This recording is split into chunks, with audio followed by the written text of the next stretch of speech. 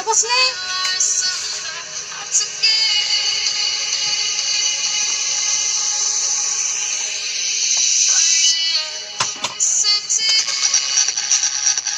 Ano ko pating sili sa bago itong nakuha ko.